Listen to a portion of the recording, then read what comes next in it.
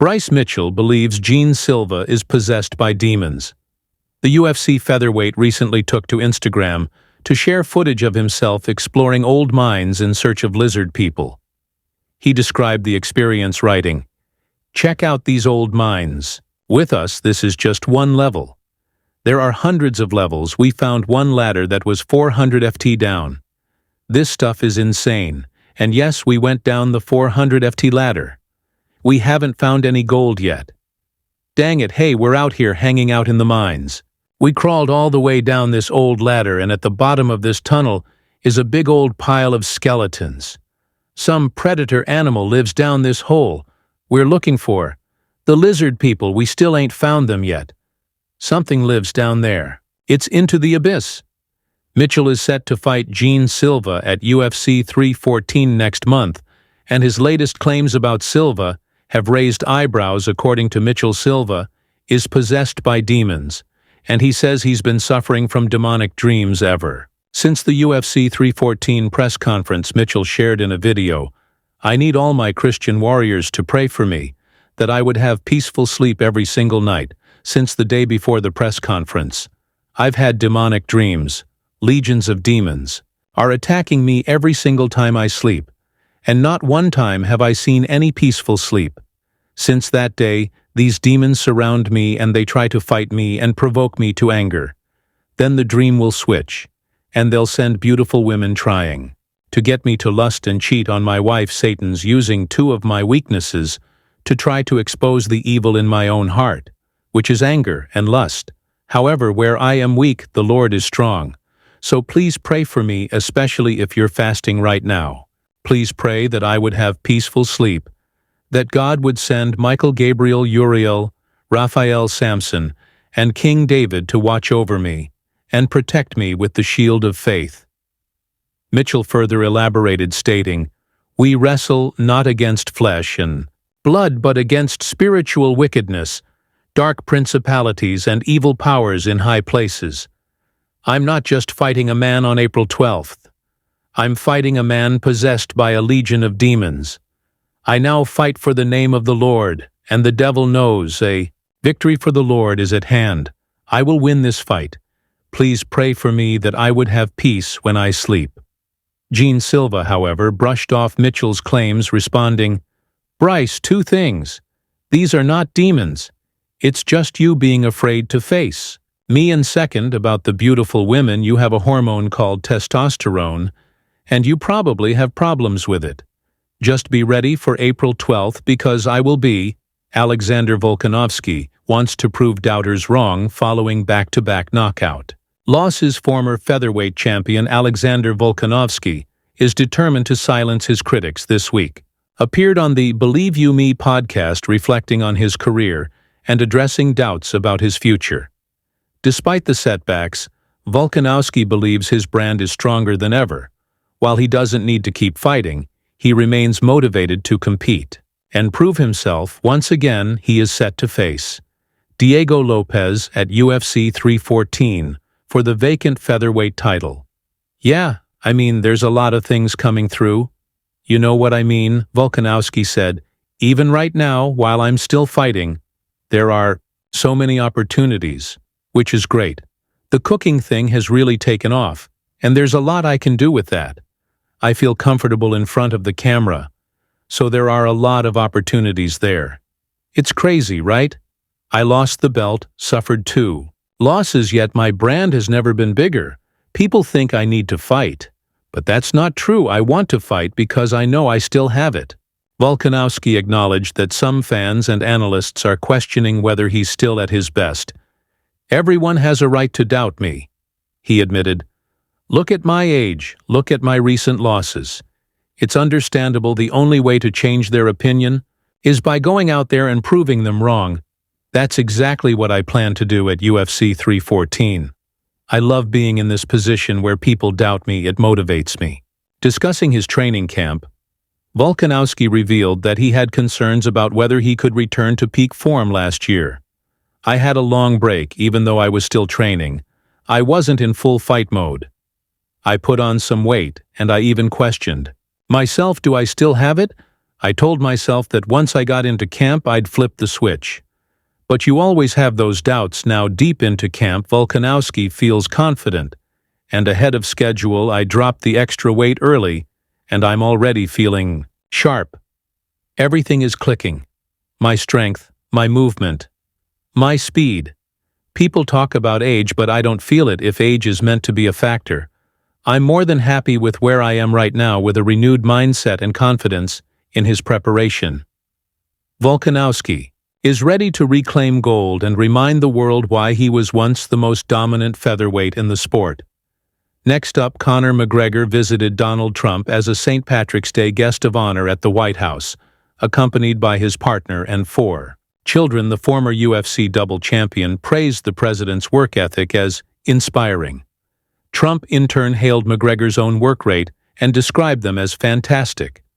McGregor also appeared at the White House press briefing room, where he accused the Irish government of abandoning the voices of the people of Ireland. He criticized immigration policies, saying, it will be music to the people of Ireland's ears, because never on the main stage have the issues the people of Ireland face been spoken about. Our government has long since abandoned the voices of the people of Ireland, and it's high time that America is made aware of what is going on in Ireland. What is going on in Ireland is a travesty. Our government is the government of zero action with zero accountability. Our money is being spent on overseas issues that have nothing to do with the Irish people. The illegal immigration racket is running rampant in the country. There are rural towns in Ireland that have been overrun in one swoop, becoming a minority in one swoop. So issues need to be addressed, and the 40 million Irish Americans, as I said, need to hear this, because, if not, there will be no place to come home and visit. However, McGregor's comments didn't sit well with Irish leaders. Irish Prime Minister Michael Martin, who also visited Donald Trump last week, tweeted, "St. Patrick's Day around the world is a day rooted in community, humanity, friendship, and fellowship." Conor McGregor's remarks are wrong and do not reflect the spirit of St. Patrick's Day or the views of the people of Ireland. Despite this, many fans defended McGregor, with one fan writing, "You are totally wrong. You do not speak for the Irish people. You do not represent the Irish people. You are a traitor." 90% of Irish people agree with McGregor when it comes to illegal immigration. I'm not a fan of McGregor, however. What he is saying is correct. McGregor may not be the person I would choose to represent Ireland, but every word he said in the press room was correct. The government is taking zero action on things that matter to the people, like massive immigration and a housing shortage. It spends money on overseas issues. Hello, Ukraine. Again, just in the last few days that have nothing to do with Ireland, the government has planned migrant numbers for small villages that would reduce the Irish population there to a minority. What was inaccurate about what he said? He reflected the views of this Irish person. I'm not convinced you truly represent the views of the Irish people, judging by the comments. It doesn't seem to align. Perhaps it's worth stepping back to listen and understand what the people of Ireland genuinely want, unless, of course, there's another agenda at play here. I think your days in charge are numbered. Buddy, better enjoy it. Now I think the people of Ireland will vote for change. Conor McGregor's remarks are correct, and they are so popular with the people of Ireland. You all pivoted the tough on migration stances in order to get elected very recently. Moving on to another news. Leon Edwards wants to avenge his loss to Belal Muhammad. Despite losing his welterweight title to Muhammad by a unanimous decision last summer, Edwards remains confident that he is still the best fighter in the division. He admitted that losing the belt to Muhammad was particularly difficult, saying it would have been easier to accept if it had been against another opponent ahead of his fight against Sean Brady this weekend at UFC London. Edwards said, "I kind of let this loss sit with me for a little bit, just to get it in my head that I actually lost first of all. Then from there, I was able to regroup. Even though it was a loss, it was still a close fight, right? Like he won 3 rounds. I won 2 rounds on the scorecards on my worst night. So it's easier to put behind me knowing that it wasn't fully me in there, on my best night. It was easier to put it behind me that way. Obviously, a loss hurts, and it's upsetting. But now I'm at a stage where it is what it is. I believe I'm the best welterweight in the division. I just got to go out there Saturday night and prove it, and put all my wrongs right, and it starts Saturday night. Edwards continued. I watched it when it first finished. I rewatched it. I haven't watched it since I always knew it wasn't me, and watching it back, it wasn't me. It was difficult to watch the way the fight went. Knowing that, 9 times out of 10, I beat Bilal, but that one time he got the win. It is what it is. Now I'm focusing on becoming a 2-time world champion. That's where my head is at.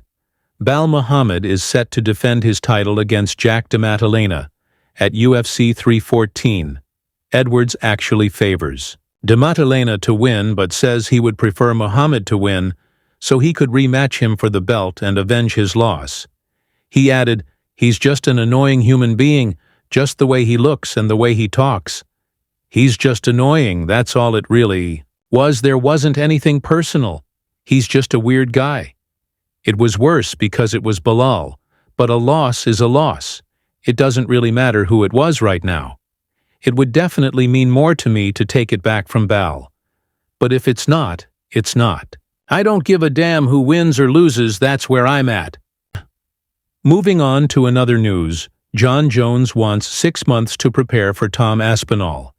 Despite Dana White saying he's confident they will fight this summer, Ariel Helwani reports that the goal is starting to slip away. Ariel said the clock is ticking. On that one, I was told that Jon wants 6 months to prepare once the fight is locked in. And what's 6 months from now, September? You know, I'm sure money talks, but it feels like summer. If that is the goal, is starting to slip away a little bit. Chael Sonnen gave his reaction to this, explaining why he thinks the whole situation is silly.